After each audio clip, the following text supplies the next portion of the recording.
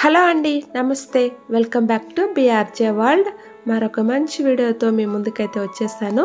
First అయితే మన previous videos చూడండి. మంచి మంచి ఫుడ్ వీడియోస్ అయితే ఉన్నాయి. వీడియోస్ మీకు నచ్చితే మాత్రం ఛానల్ని ఫాలో కండి, సబ్స్క్రైబ్ చేసేసుకోండి. ఇప్పుడైతే మనం కరివేపాకు రైస్ని అయితే ఇప్పుడు మనం చేసేసుకుందాం. చాలా తొందరగా చేసుకునే ఫుడ్ అండి ఇదైతే. మన ఆడవాళ్ళకి పిల్లలు స్కూల్కి వెళ్తేటప్పుడు లంచ్కి ఏం చేయాలబ్బా, మార్నింగ్ టిఫిన్కి ఏం చేయాలబ్బా, అదేవిధంగా హస్బెండ్స్ ఆఫీస్కి వెళ్తారు, మనం ఆఫీస్కి వెళ్ళేటప్పుడు ఏం చేయాలనే ఒక కంగారు అయితే ఉంటుంది కదా. అలాంటి టైంలో ది బెస్ట్ అని చెప్పొచ్చు కరివేపాకు రైస్ అనమాట. దీనికి కాంబినేషన్లో ఏమీ అవసరం లేదండి. క్యారెట్ ఉంటే క్యారెట్ తినొచ్చు, కీరా తినొచ్చు, లేదంటే రాయితాతో కూడా తినొచ్చు. ఇంకా ఇవన్నీ ఏమి లేవు అనుకున్నా కానీ ఉత్త కరివేపాకు రైస్ తిని శుభ్రంగా ఉండొచ్చు అనమాట. అంత టేస్టీగా ఉంటుంది. చాలా తొందరగా చేసుకునే రైస్ అనమాట. ఇది చాలా బాగుంటుంది. మన హెయిర్ కూడా చాలా మంచిది కరివేపాకు. ఇంకా పిల్లలకైతే ఇష్టమైన ఫుడ్గా మారిపోతుంది. మన చేసే విధానంలో ఉంటుంది ఏదైనా సరే ఫుడ్ అనేది.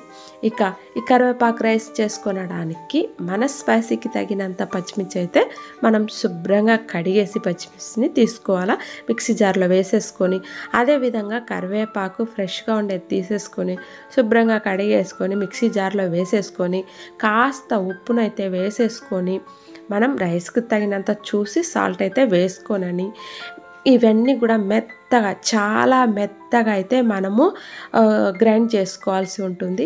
ఎప్పుడైనా సరే పచ్చిమిర్చి మిక్సీ పట్టేటప్పుడు కాస్త సాల్ట్ వేసి పట్టుకోనండి. పచ్చిమిర్చి పేస్ట్ అనేది నల్లగా కాకుండా చాలా గ్రీన్గా, చాలా ఫ్రెష్గా ఉంటుందన్నమాట. ఇది ఒక చిన్న టిప్ గుర్తుపెట్టుకోనండి. ఇలా నేనైతే చాలా మెత్తగా పట్టి ఇది పక్కన పెట్టేసుకున్నాను పేస్ట్ అనేది. స్టవ్ వెలిగించుకొని కడాయి పెట్టేసుకొని తగినంత ఆయిల్ వేసేసుకొని జీలకర్ర, మినపప్పు, ఆవాలు వేసేసుకొని అవి చిటపటిలాడిన తర్వాత ఎండుమిర్చి అయితే వేసుకోవాలన్నమాట.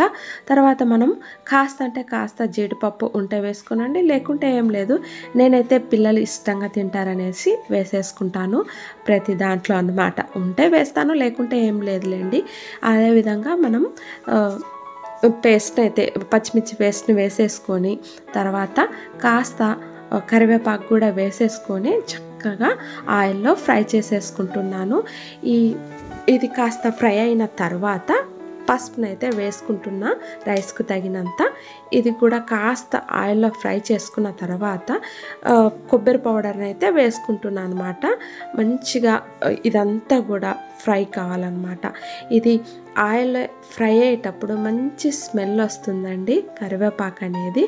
ఇక ఇదంతా వేగిన తర్వాత కాస్త మనం జీలకర్ర కంపల్సరిగా వేసేసుకోవాలన్నమాట కొద్దిగా. ఎందుకంటే రుచికి చాలా బాగుంటుంది జీలకర్ర అనేది. ఇది వేసుకొని కొంచెం స్టవ్ని లో ఫ్లేమ్లో కానీ పెట్టేసుకొని ఇదంతా కూడా చక్కగా ఆయిల్లో నిదానంగా ఫ్రై చేసుకోవాలండి. కరివేపాకు పేస్ట్ అనేది చక్కగా ఫ్రై అవ్వాలన్నమాట.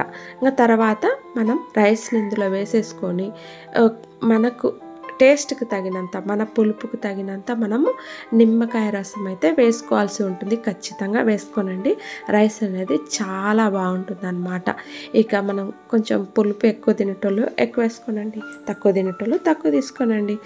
ఇలా కలిపేటప్పుడే సాల్ట్ చెక్ చేసుకొని తక్కువ ఉంటే వేసేసుకోవాలన్నమాట.